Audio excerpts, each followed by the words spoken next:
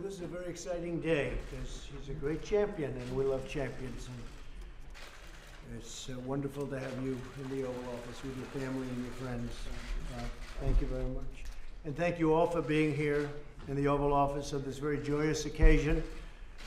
Today it is my privilege to present our nation's highest civilian honor to a beloved basketball legend and a true American original, Robert Cousy, commonly known as Bob Cousy.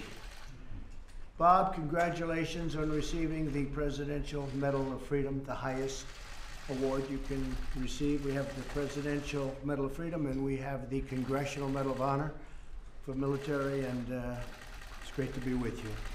We're grateful to be joined by Senator Joe Manchin and his wife Gail, and Joe called me up quite a while ago and suggested this idea. And Joe, I'd like to maybe if you could just go to the mic, say a few words about your relationship with Bob. Mr. President, thank you. I had the great pleasure of meeting this legend many years ago through my dear friend Andy and Joni Padella and the Padella family. And Andy and I have been friends for a long time. We were talking, and he started talking about this Bob Cousy. It's like Coos. Kept saying Coos. And I said, "Are you talking about the Bob Cousy?" He said, "Yeah." He says, "I grew up with him. He's a young person. And we were friends of the family. We knew each other forever." And then he introduced me to him, and I met him. And we started talking, and Bob didn't say anything, but some of his friends said this is something that basically he aspired for. So you called me, and we were having a meeting on something else. We were back having lunch, and we were talking, and you in your personal fashion, I said, "There's a gentleman I think you ought to consider for this high award." And you said, "Who would that be?" And I said, "Bob Cousy." You said, "I remember him very well." Remember we were sitting back there? Certainly. You said, "Give us the number and we'll call him." You made the phone call back there. He wasn't going to take the phone call because he thought someone said this is a White House call and the president wanted to speak to you. He said, "They're jousting me." So they took the call, and he says, it's unbelievable. So to all the friends, this is a team effort. It was this whole family and all these people who grew up with Bob and Coos know it's been a team effort to make this happen. I was just happy that I could be a part of this. And thank you, Mr. President, for recognizing a true American hero. Yeah, thank you very much. Thank you, sir. Thank you, Gail, very much for being here. Appreciate it. Also with us are many members of the Cousy family, including Bob's daughters, Mary, Cindy, and Marie. Where are you now? Where are you? Hello, folks. Congratulations. It's a big deal. And his grandchildren, Zachary and Nicole. Thank you. Congratulations. And his sons-in-law, Randy, Bruce, and Joseph. And they're good sons-in-law, I assume, Bob, right? Huh? No complaints? They stay in line, yes. I'll bet they are. Bob grew up during the Great Depression on Manhattan's East 83rd Street in an apartment without running water.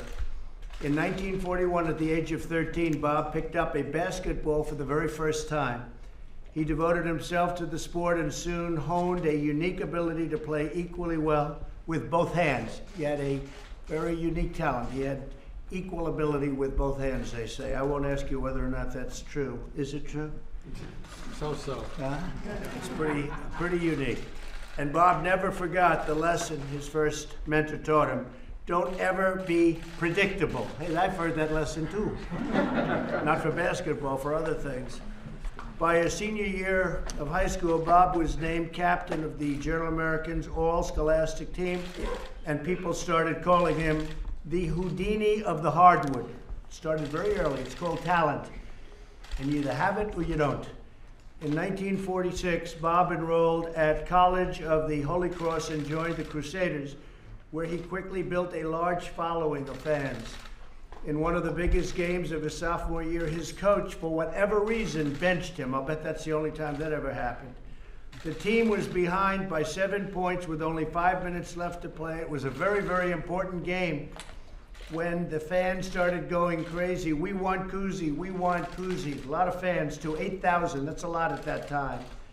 The coach had no choice but to put Bob in a game, and Bob immediately went on to score 12 quick points, leading his team to a epic come-from-behind victory.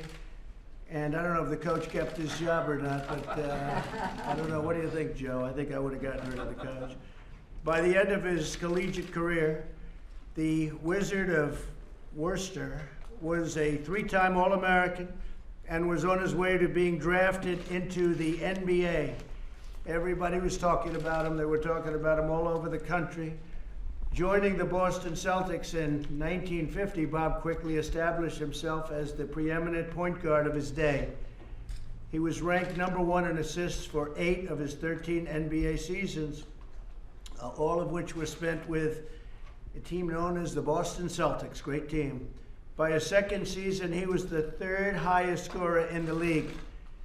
In a legendary 1953 playoff game between the Celtics and the Syracuse Nationals, Bob demonstrated exceptional grit in one of the roughest games in the history of basketball, including 107 fouls. That's a lot of fouls. Bob forced the game into its first of 4 overtimes and propelled the way to victory, scoring a record 50 points, and Boston won by quite a bit because he just went wild in that last overtime. In 1954, Bob organized the NBA Players Association, a first-of-its-kind union for major American sports. He was elected the association's first president and fought for better working conditions and a more reasonable schedule for players. Bob's activism helped him produce many notable reforms, including a pension plan for NBA players. Bob was also a passionate advocate for equality and justice. At Holy Cross, he wrote his senior thesis on the persecution faced by minorities. While playing for the Celtics, Bob heard that his friend Chuck Cooper, the first African-American drafted into the NBA, could not stay in the same hotel as the rest of the team in the segregated South. Bob responded by leaving the state with his teammate. And he wasn't a happy person, and he became very happy because what happened after that is very legendary. Bob was right at the forefront. Throughout his long career, Bob was a voice against prejudice, racism, and bigotry. After 1,026 games for the Celtics, Bob retired from the team in 1963. He had scored 18,973 points and made 7,882 assists. They were records at the time. He was a 6-time NBA champion, a 13-time NBA All-Star, wow. And he was also league MVP. He was the first NBA player to be on the cover of Sports Illustrated. Bob went on to coach the Boston College basketball team to a 117-38 record. In 1973, he coached the U.S. national team to a victory against the Soviet Union. He was inducted into the Basketball Hall of Fame in 1971 and later became the first inductee to serve as its president. He coached the Cincinnati Royals and briefly reactivated in 1969, setting the record for the oldest person to play in the NBA. Am I allowed to ask how old that was? I'm having a senior moment, Mr. President. I think it was 41. That's very good. That's pretty good. Over the years, Bob has also poured his heart in countless charitable causes. He was named the Big Brother of the Year in 1965, taught youth basketball, and created a scholarship for underprivileged children. It's an incredible life. Incredible life you've done. Great job, Bob. Thank you. But you're one of the all-time greats in the history of sports, not just basketball, and an inspiration to us all. And today, America honors and celebrates everything that you have achieved. You've achieved so much, and even beyond basketball. It is my privilege to ask the military aide to read the citation as we present Robert Bob Cousy with the Presidential Medal of Freedom. Please.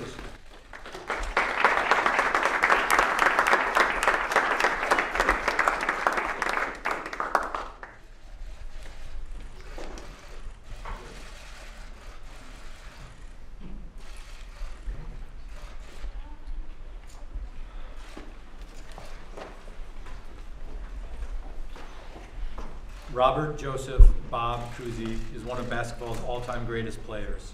During his 13 seasons with the Boston Celtics, the Houdini of the hardwood confounded opponents and was instrumental in building the team into a legendary success. Mr. Cousy won 6 NBA championships with the Celtics, led the league in assists for 8 straight years, was a 13-time All-Star, and won the NBA's Most Valuable Player Award in 1957. Off the court, he fought for racial equality by standing up to racism directed at his teammates, and he helped organize the NBA Players Association. In 1971, he was inducted into the Naismith Memorial Basketball Hall of Fame. The United States proudly honors Mr. Cousy, whose competitiveness and character have solidified him as a distinguished athlete and American.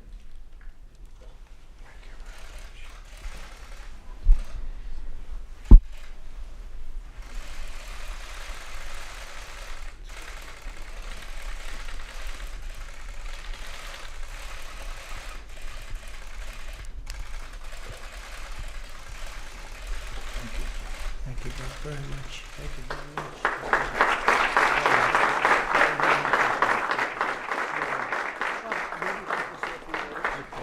Here's the mic right here.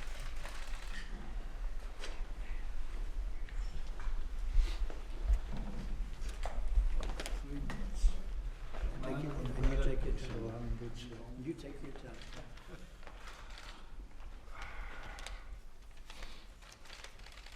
Thank you, Mr. President, for those kind words. However, if I'd known I was going to be eulogized, I'd have probably done the only decent thing and died for you. Yeah, I think I've got to, in 91, I've got to stop using that line. I think the good Lord has heard it once too often, and he's ready to tell one of his aides, hey, I think that sucker wants to come up. I hope he says up with us. Yank him up. Anyway, Mr. President, I know in your world you're well on your way to making America great again. In my world, it's been great for 91 years. Only in America could my story have been told. I'm here to say that I'm easily the most fortunate, lucky SOB on the planet. Fabricated overseas, followed by a 17-year ghetto experience in early life, I discovered some God-given skills to play a child's game and landed without much of a moral code other than the law of the streets, survival and self-interest, at the College of the Holy Cross, then and now, one of the finest liberal arts schools in the country, where my Jesuit mentors, in answer to the eternal questions, what's it all about, why are we here, what's our raison d'etre, advised, maximize your God-given skills in the areas of your choice, and then reach out in your communities and help in any way you can those who are less fortunate, those who need a boost. And to the best of my ability, I've tried to do that. And I'd like to think that the good Lord has rewarded my feeble attempts by surrounding me at this point in my life at this wonderful event.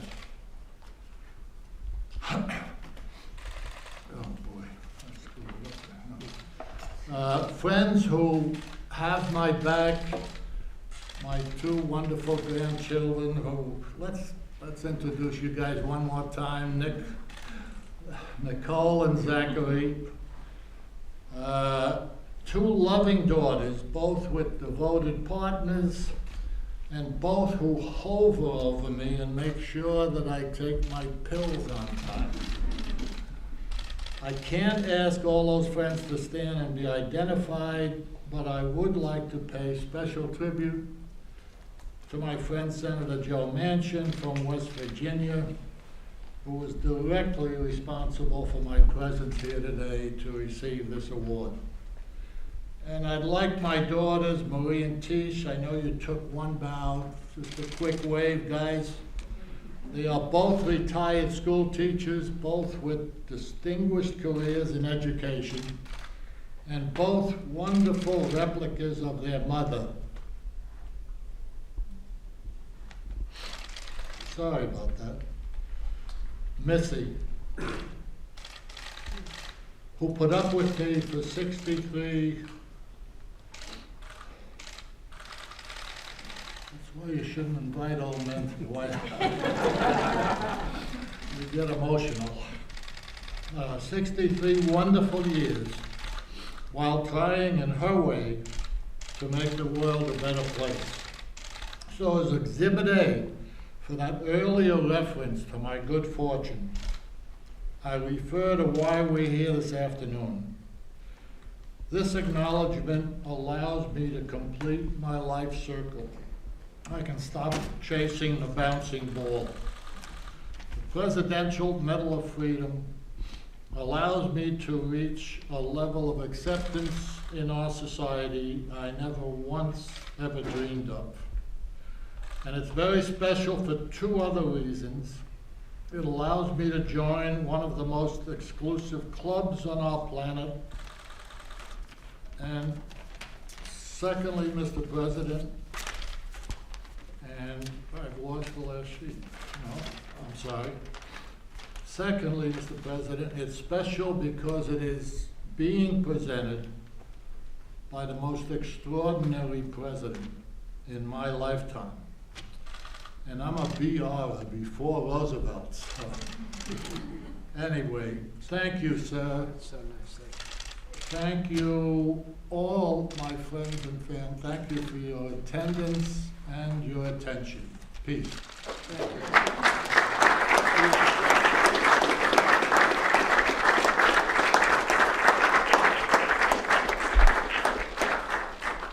Well, I just want to say that, first of all, that was beautiful.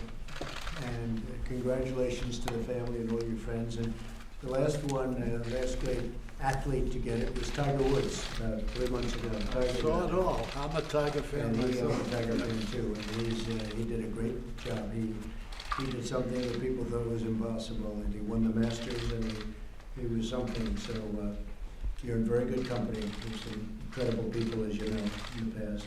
Right, they have been. And I think I mentioned to you when we spoke in December that if I ever get back to golf, I'm going to give you two aside. Okay. Thank you very much. That was great. And I just want to again congratulate Bob and his family, and thank you all. And Joe, thank you for that reference. That was a reference when Joe Manchin called Senator Manchin. He said, "I have an idea, Bob Cousy." I said, "Done." I said, "You don't want to?" They said, "No, I don't have to think about it." What's to think about? I know his life. I know how great an athlete he was. I also know he's done great things beyond that. So that was a very quick acceptance. I didn't have to call you back, Joe. I saved the phone call. So thank you very much for that reference, and we're very proud of Bob Cousy. Thank you. Thank you, Bob. Congratulations.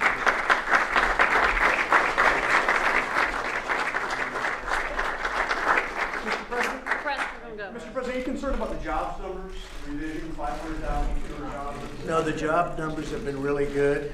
We have unemployment at a level that it hasn't been at for many, many years.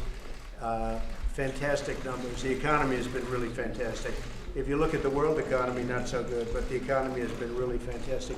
Thank you very much, everybody. Thanks, everybody.